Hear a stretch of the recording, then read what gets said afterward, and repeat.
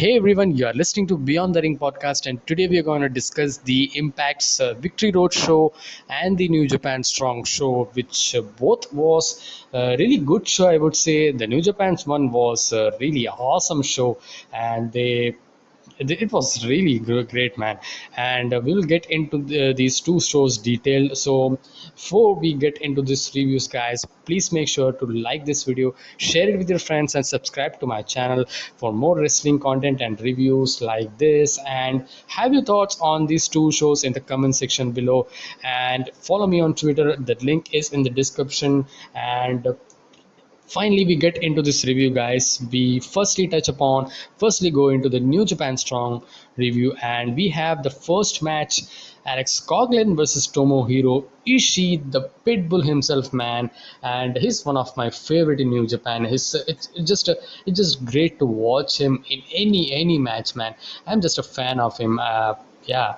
And we have a really different setup going towards the show, because this is the tour that their fighting spirit leashed, and this is in the same studio, Thunder Studios, that's happening, where NWA actually also happen, I think so. NWA Power Show. So this was I mean, New Japan Strong is on to the Saturday nights, going this week, going towards, I mean, this week onwards. And this was I mean, the setup, the presentation was really nice. I thought about that maybe the lighting could have been better. That's what my opinion and thought is. If they could make the lighting better, that would have been good. But the crowd, man, they actually gave it all to this performance, I mean, to this wrestlers. And it was great to see. And I mean, I was wondering that if I was there. So we get to the first match. As I said, Alex Coughlin versus Tomohiro Ishii, and this is the match that we expect that this is going to be an all-out thing. And we know Ishii, how his character is and how his wrestling abilities are, and he's so much great. And I mean, he's so nothing care about, nothing worry, no worries actually. He is going to rip you apart. And but Alex Coughlin's determination and grit, man, that was amazing, man. I mean, this is part of the Alex Coughlin's challenge that he is being doing every week on New Japan Strong. And this was just a man. Alex Coughlin was just coming right away to Tomohiro Ishii. I mean, Ishii can say into the shot. I know that, but Coughlin was coming more, and he wants to get it more. And it was he was getting knocked out by Ishii, and just was coming back. And it was a really hard fought match, man. Very hard fighting that Alex Coughlin gave. But finally, Tomohiro Ishii, in the ending of this match, we saw several reversals and several fast paced action with good near fall that got a huge reaction as well, where Coughlin landed a German split suplex, which resulted in a great near fall. And we had a Coughlin went for a German suplex that Ishii blocked into blows. And that blows, man. It's like the new, not new, can say, but you cannot compare with Misawa. But again, I just have a thought about and just said Misawa is on whole another level. And Coughlin hit a slap that took the spit out of Ishii's face and landed a spear. And that got near fall. And in the end, Ishii actually hit a lariat for a close near fall. And great near fall, great drama that was built in the ending. And I mean, both of them were very competitive, and both of them should have got the victory. I mean, if Coughlin could have got the victory, it would have been good as well. I mean, yeah. And he's not very successful in his Coughlin's in his open challenges, and he's facing a challenges that is above him. But he's really different guy, man. Different breed right now. And he hit his vertical brain buster suplex. And that was not much to take for Coughlin because that was it, and a great opening, man, a great awesome opening. And we get to the second match, Carl Fredericks, Clark Connors, and surprising, I mean, it's not surprising, but they were announced. But Hiroshi Tanahashi is on to New Japan Strong first time, and they were facing against Stray Dog Army, Barrett Braun, Bateman, and Mysterio. So, man, this in this match, the star of this match was Barrett Braun. Such a great performance he gave with three of them in Frederick's corners. He was just meshing with them very well, man. And baby faces got a great pop, and especially Tanahashi is there, one of the greatest. So you expect that, and three heels worked over Fredericks very well. And in the beginning of this match, it was kind of a even matchup where babyface were getting, and some heels were getting also the here and there the offenses, but it actually turned around into when Fredericks actually was controlled by the heels, Bateman and Mysterio. So, and lot of great things we've seen in this. Lot of, I mean, never actually thought even before matches, like small split seconds. You can see that Tanahashi versus Bateman thing, that was good, and we had Clark Connors and Mysterio, so that was also good. And I literally like this match, man. I'm not a very six-man tag guy that love these matches, especially the New Japan style. But this, when they get it right, man, this is great. And they were great, man. Nothing to say about. And this was they really pumped up the crowd very well. And I mean, I can have I mean, I can have every moves that they actually had the performance in this match.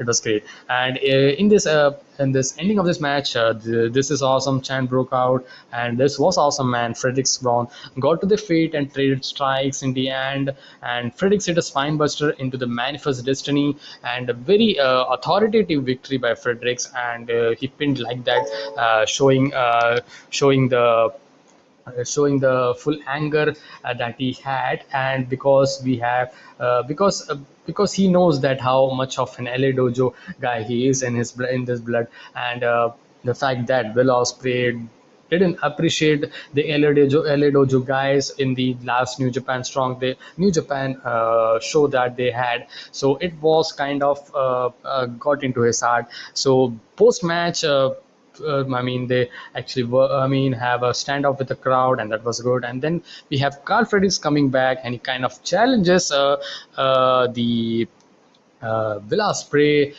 for the. I mean, he's a unofficial IWGP World Heavyweight Champion, but I don't think so. The title is on, because the official is Shingo Takagi. So yeah, so after the match, after that, Osprey's music hits. That was surprising because I didn't know Osprey was there. So that kind of raised this show's level to very high level, man.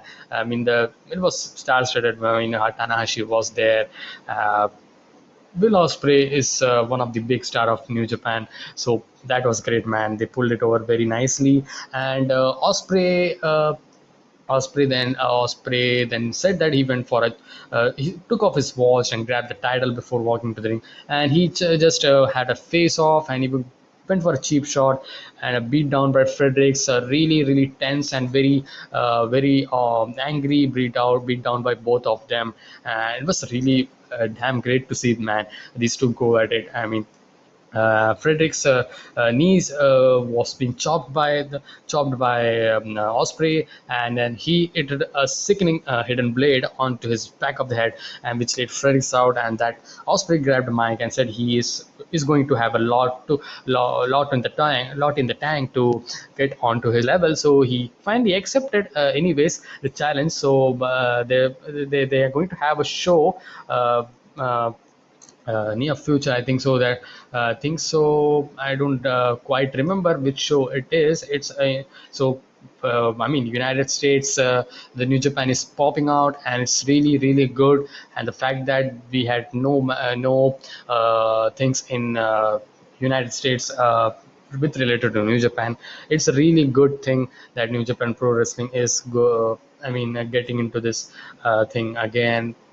getting back to the business. That was good. And we were waiting for one more match, and this was a second ever DQ, no DQ match, we can say that, where Juice Robinson and Hikuleo actually finally put on their rivalry into a tables match. And we know, Juice Robinson and Hikuleo, this rivalry is also continued on to the Impact had Impact Wrestling as well, where Hikuleo actually attacked Robinson. So I think so they continued that into the strong episode. But this was really nice day, really nice main event, I would say. The crowd was hot after these two matches, and after that a lot of support for Juice Robinson.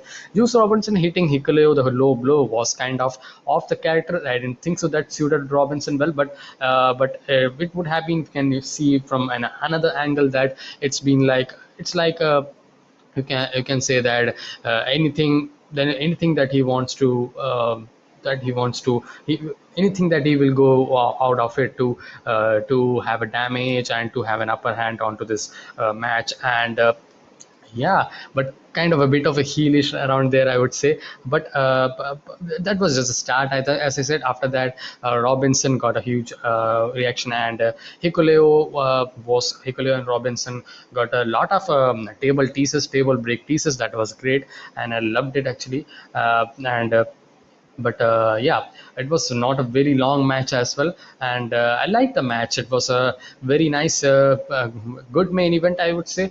And in the end, we saw Hikuleo gone to the head first. He speared onto himself onto the table in the corner, and then we had Juice Robinson setting him with that punch onto the table, and then he missed the splash. That was crazy bump that he took, man. He just hit the back of the head, I think so.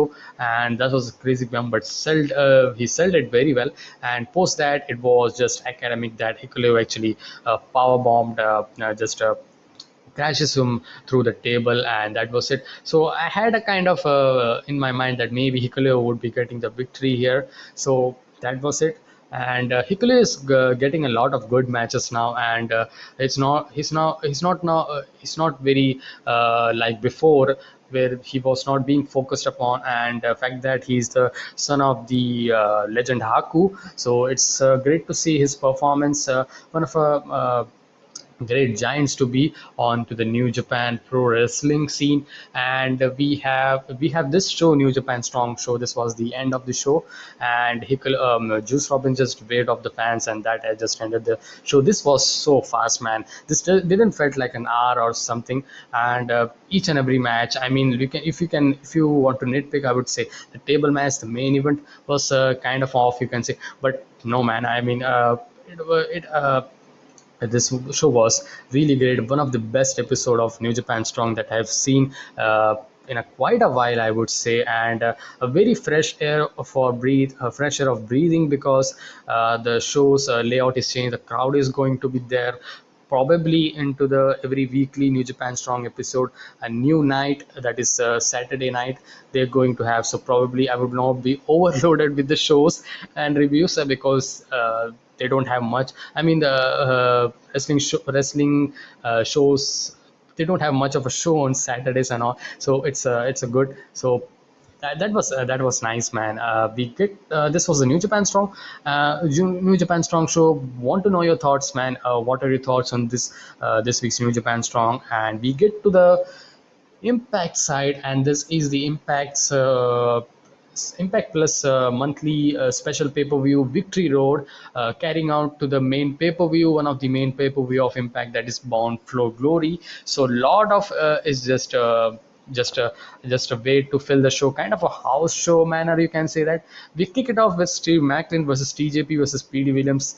I don't even know what the storyline was about, but they were going at it.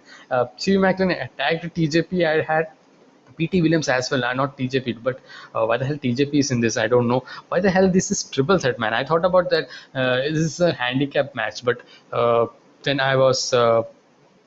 Then I thought, I had known about that. This is a triple threat. Again, this match was, just there. Macklin's performance was probably he's getting very pushed well. He looked good. He looks good, and he's a great. could be a great impact impact world champion. He's going to be great challenger. They're building up him pretty well for a quite a long time round. He could maybe we could see after Brown Fergory, him getting a shot, or him getting the push that he deserves. And that was his this was a I mean, this was a nice little matchup. Nothing to say much about. Black Taurus versus John Skylar versus Jake something versus Laredo Kick versus Trey Miguel. This was another match. This was also, I don't know why the hell this is, but this was fun. Black Taurus, jumping over the here and there, that was good. All of the performance, I mean, the wrestlers that Impact has is very great, man. But they don't know how to have a compelling storyline going on for the performers. That's a thing that they're really finding hard. That's a thing that's still bugging, that I'm actually talking about in each and every week of Impact Wrestling. So this match was also fun match, fast paced action. We expect from these guys. And we had a next match, Tenil Dashwood's Tail of Wild. A weaker match came up, and this was I wasn't into this match. Tail of Wild got the victory here. And yeah, and I don't know why the hell. And we get to the next match, no disqualification match, Rohit Raju versus Matt Cardona. The involvement of the no DQ stipulation into this was a great choice by Impact Wrestling, I would say, because already these two performances are so good. I mean, Cardona is good as well. I mean, Rohit Raju is such great. He's one of my favorite of Impact Wrestling, I would say. And I thought about that they have the match that they had, the X match, the X division, is it like X match? I think so. I was predicting Rohit Raju. He could have. I mean, he's really well, man. He could carry that title very well, X Division title.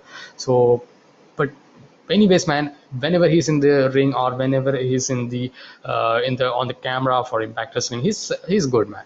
So, but as we know, the storyline is not interesting for him.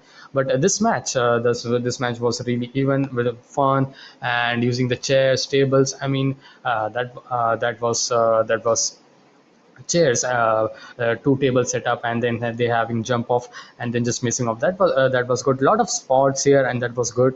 And I think so. Nothing to very majorly talk about, but this was a good match, I would say. I liked it.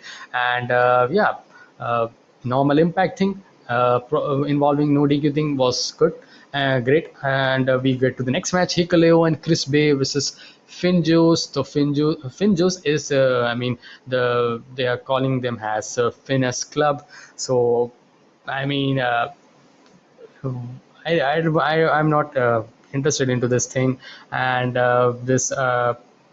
this match got Bullet Club got the victory. And it was just a fun match, I would say.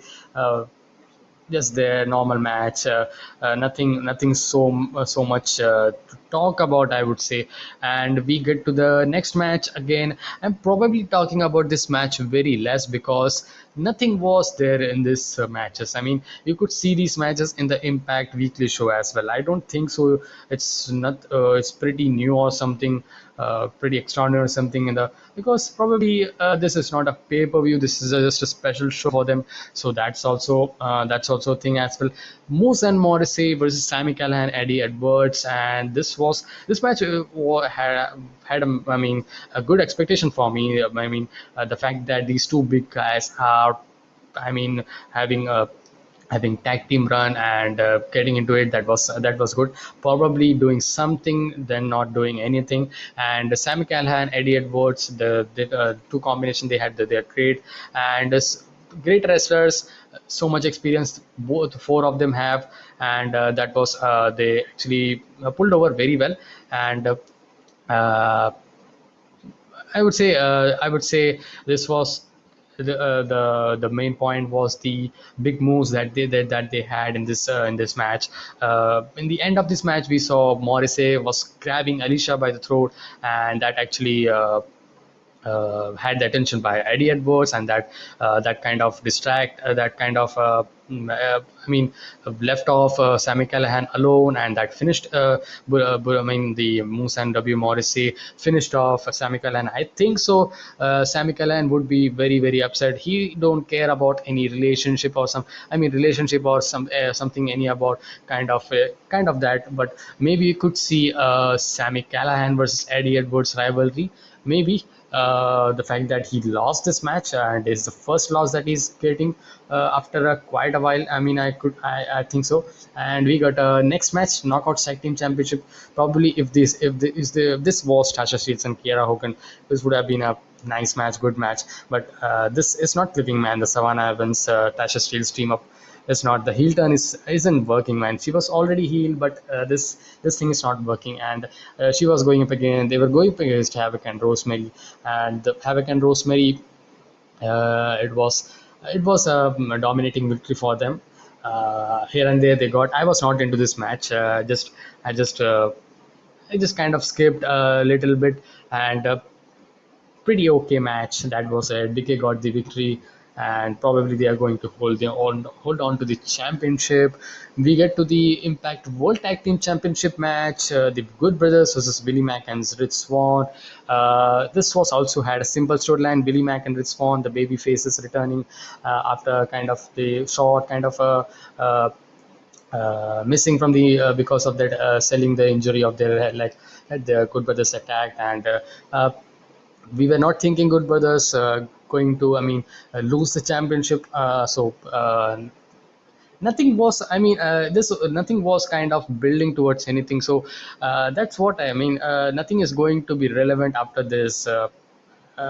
Nothing have been caring about kind of thing. So that what bugs me in all over around the Impact Wrestling. I mean, the matches they put on was good. I mean, this was also a decent tag team match that they had, a decent title defense that Good Brothers had. Probably we got the victory via Magic Killer, where while Mac attacks Gallows and he was outside. So the normal babyface ending that we expect, kind of thing. We get to the next match we had. That was, was very interested. I'm very happy to see that was Impact's X Division Championship match. Josh Alexander, he didn't have a bad match after winning this championship, man. Anywhere he goes, he's such excellent, man. He's such excellent wrestler.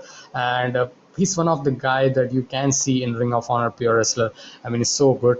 And yeah, Josh Alexander versus Chris Sabin. And Chris Sabin, you know that how much of a great performer he is. He's been in the Impacts for so long years, and both of them experienced wrestlers. And a really good story. Chris Sabin trying to get the upper hand, the opportunity to dethrone Josh Alexander and get that X Division championship. And Chris Sabin was also a former X Division champion as well. So very composed Chris Sabin we had, but when he got the opportunity, then he just striked. That was in this. And Josh Alexander's submission maneuvers and Chris Sabin's, I can say, kind of a cunning. Yet cunning, as well as kind of a quick reactionary thing. That was the two that I can best describe, I think so. Really fun match, really good match, I would say. I would not just full stop on to that fun thing. Really good to great match, I would say. And in the ending of this match, we saw a lot of exchanges, roll up, wrist locks, and a lot of good wrestling that we saw here. And Alexander was going to onto Sabin's shoulder. He slides off an ankle lock, and Sabin tries for the enziguri. And probably the great little thing that was, it was when he attacked the neck part. We know that how much of vulnerable the neck of Josh Alexander is. So that was pretty much the that was actually not pretty much, that was actually the great little thing, that addition that this match had. I mean, I love this. I love that thing. Is that the small? Uh, it is that small thing actually that actually I liked it. And Alexander had an ankle lock. He locks it in hard in the center of the ring. I thought that Sabin would tap out. He fought it off well, I would say. And Sabin kicks Josh's headgear off. Alexander with the C4 spike. And very good victory that Josh Alexander got. Match of the night so far, I would say. And yeah, and not even any match in this card had a performance like this, and this was such great, man. I mean, this is why Josh Alexander is such a great exhibition champion. He was one of the best tag team wrestler when he was with Ethan Page, the North. You remember, longest reigning champion as well. So uh, when he got into the singles thing, I mean, he's upping his style. I mean, he's off the charts. And we have the main event finally, Impact World Championship match.